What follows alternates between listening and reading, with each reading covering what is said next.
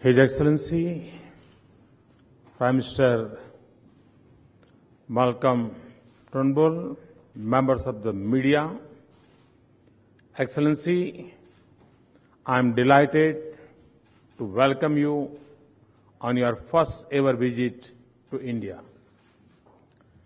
Just last month, we witnessed a thrilling conclusion to the Border-Gavaskar trophy. In my speech at the Australian Parliament in 2014, I had spoken of legendary Bradman and Tendulkar.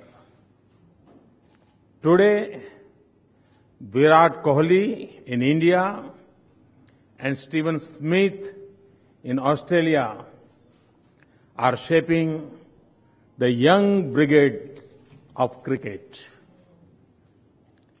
I hope your visit to India is as productive as it has been for Stephen Smith batting the other Australian captain. Excellency, I vividly recall our meetings on the sidelines of G20. They have always reflected a strong sense of convergence and purpose. I particularly appreciate your active interest in advancing the substance of our engagement. The journey of our cooperation is firmly on course. Under your leadership, our relationship has touched new milestones, and your visit gives us an opportunity to shape new priorities in our strategic partnership. Excellency, the waters of the Indian Ocean remind us of our linked histories. They are also a pointer to our connected destinies. The values and principles of democracy and rule of law are common to both our nations. Today, the vast scope of opportunities in our ties is defined by a strong desire for economic prosperity by 1.25 billion people of India and Australia's capacity in strengths. Friends, in our discussions today, Prime Minister and I reviewed the entire gamut of bilateral relations. We took a number of forward-looking decisions to further strengthen our partnership, including the decision to soon hold the next round of negotiations on our comprehensive economic cooperation agreement. In a lighter vein, I am of course glad that our decisions are not subject to the DRS review system. Friends, both India and Australia recognize the central value of education and innovation in the prosperity of our societies. It is no surprise, therefore, that cooperation in the field of education and research is one of the most important aspects of our engagement. Prime Minister and I have just inaugurated the Terry Deakin Research Center on nano and biotechnology, which is a classic example of the kind of cutting-edge science and technology cooperation that is happening between our two countries. The Australia-India Research Fund of nearly $100 million has focused on collaborative research projects in the areas such as nanotechnology, smart cities, infrastructure, agriculture, and disease control. Our joint development of bananas fortified with vitamin A has entered the phase of field trials. Our scientists are also collaborating on developing more nutritious and hardy varieties of pulses. These are just two examples of our outstanding science cooperation, firmly rooted in tangible outcomes that will improve the lives of millions, including our farmers. I also extend a warm welcome to the large delegation of Vice Chancellors and heads of vocational training institutions that is accompanied by Prime Minister.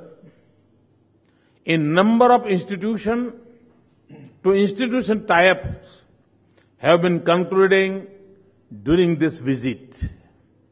Student exchanges are an important element of bilateral education cooperation. Australia is home to more than 60,000 Indian students. Increasing number of Australian students are coming to study in India.